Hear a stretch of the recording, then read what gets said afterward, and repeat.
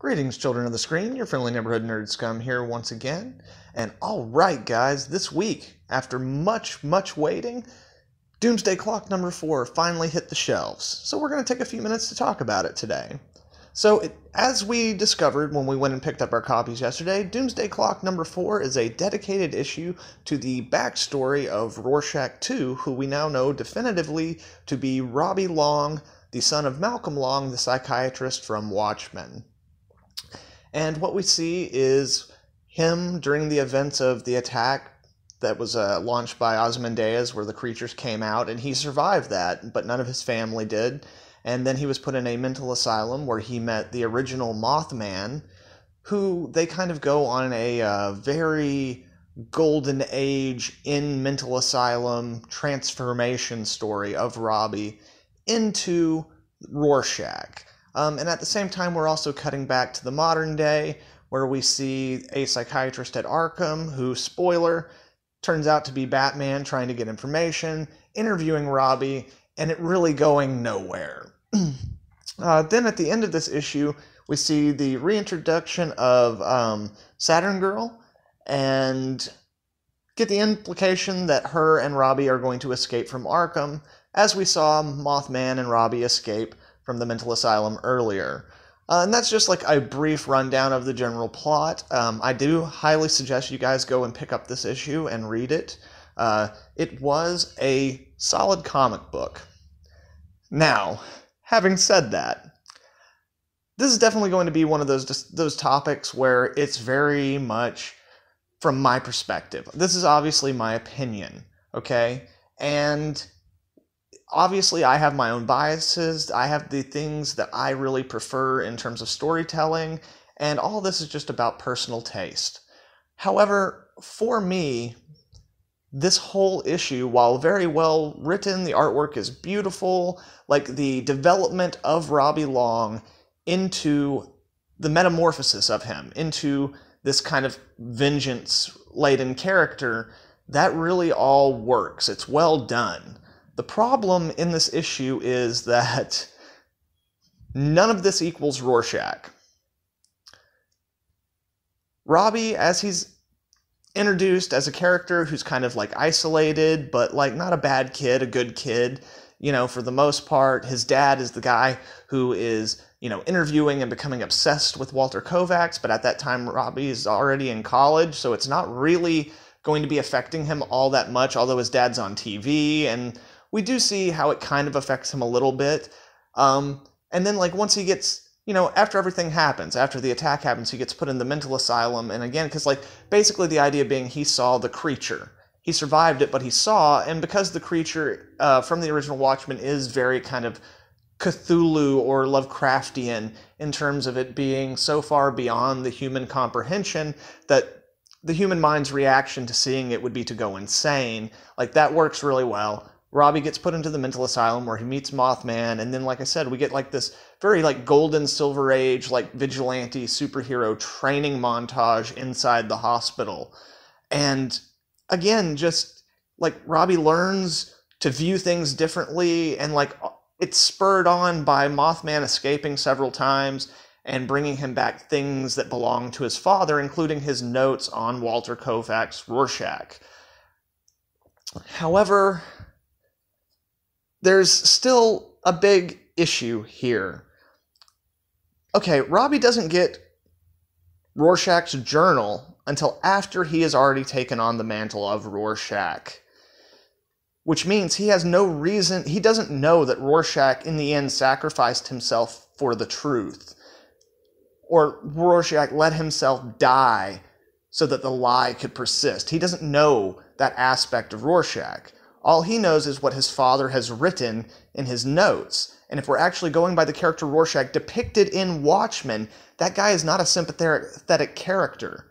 Like, he has elements of tragedy in his backstory, but Alan Moore goes out of his way to make him so horrible that even though the things that he thinks he's fighting for and protecting are good and wholesome, Rorschach is pretty much one of the most deplorable characters in the original book. Like, he is openly racist, openly misogynistic, openly homophobic, because he relates all those things to crimes that he has seen. You know, he thinks of pretty much all women as whores because that's the model given to him by his mother. Most minorities in his mind are automatically criminals. Like, and homosexuality is a sin against God, therefore, and then also in the period where he's, depicted, it's also illegal, so therefore they are criminals. Like, Rorschach is not a character that someone who's super damaged and, like, super affected by horrible things is going to read a psychologist. And true, Robbie's father was becoming obsessed with Rorschach, but he wasn't becoming Rorschach. He wasn't like mind melding and soul melding with Rorschach. Like, his father's notes on Rorschach could not have been complimentary.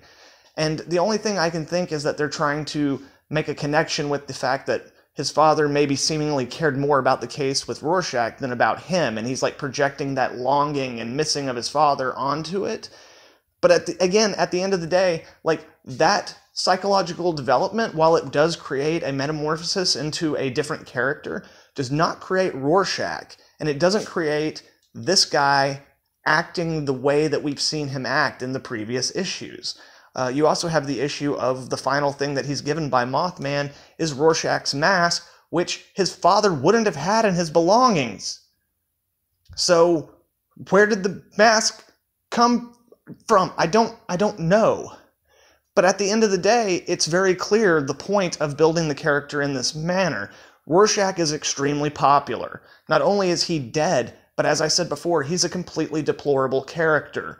But as we've seen from the Watchmen movie, that makes Rorschach much more sympathetic. As weird as it seems to say attached to that character, they made him a kinder, gentler Rorschach so they could sell action figures. And so DC could make prequel comics about him. And people would, people would invest in the character. And they want a version of Rorschach they can do that with again. So they have crafted this version of Rorschach for us, and it feels forced. That is my biggest issue with it. It doesn't feel organic. It doesn't feel earned, really.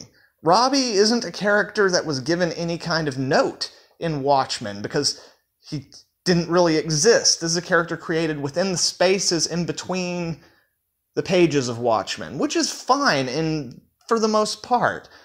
But the connection between him and Rorschach and his development into Rorschach feels ultimately super forced in a way that's supposed to, endear you to this character in a certain amount of way. Like, he built himself into this.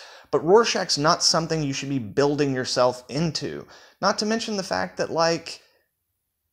this story ultimately, while it was well written and everything, was ultimately really disappointing for me. Like, not only because of who the Rorschach character ended up to be, but because, while it's well executed, the story of how he became Rorschach is very kind of generic. And the writing has great moments in it. There's nothing necessarily wrong with this issue, but I don't buy this character's transformation into Rorschach. Again, Rorschach is a deplorable character. He's the kind of character who, the reason he's given moments for us to empathize with him is for us to be like, yeah, and then realize what kind of character we're empathizing with, and then be like, oh, what does that say about me? Like, Watchmen is a dissection and an analyzation, a deconstruction of superheroes and the way that they interact in the world and the way that we as readers relate to them. And those things are built into the character for a reason. And this version of Rorschach that they've now created has none of those things. He's a tragic character who you can empathize with and then just revel when he kicks ass. The character is psychologically complex to a certain extent, but it's not complex for us as readers. Like, our evaluation of the character, like seeing that he has beliefs that we share at the core, but that his actions that spring out of those beliefs are horrific, and that causing us to reanalyze and think about our own position. Like, that character, that is at the core of who Rorschach is as a character, and that has been completely removed. So again, while this issue is well written in general, the artwork is beautiful from Gary Frank as always. But, man, that's not what Rorschach is. And again, it's a new character. So does this... I do feel like this is the first major misstep in Doomsday Clock for me personally as a reader. But again, that's a lot of... because, like, in truth, if I'm being completely honest, I never wanted to know the true identity of the person under that mask. But again, that's just me. That's kind of what I wanted from the evolution of the second iteration of Rorschach. And, you know, not everything's going to be what I want. Now, does that spoil all of Doomsday Clock for me? Absolutely not. I'm still really enjoying this book. And like I said, while that's an issue for me, like they might be able to work it out later on down the line.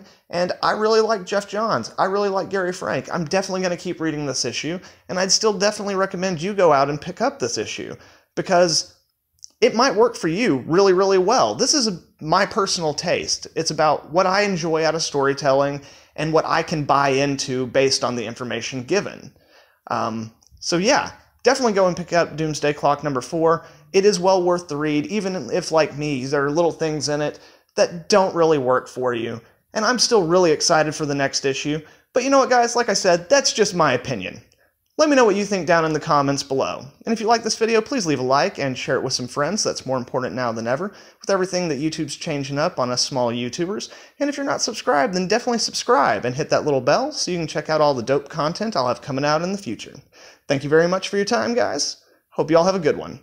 Nerd Scum, out.